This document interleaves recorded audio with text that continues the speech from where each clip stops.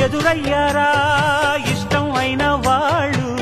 అది కావాలంటారంటగా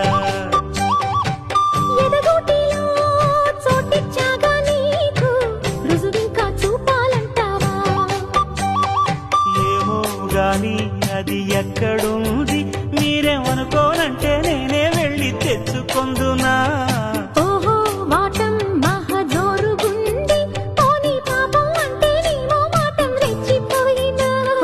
కాదన్నట్టా అవునన్నట్టా తెలుసకుండా అట్ట నవ్వుతుంటే ఎట్టగమ్మా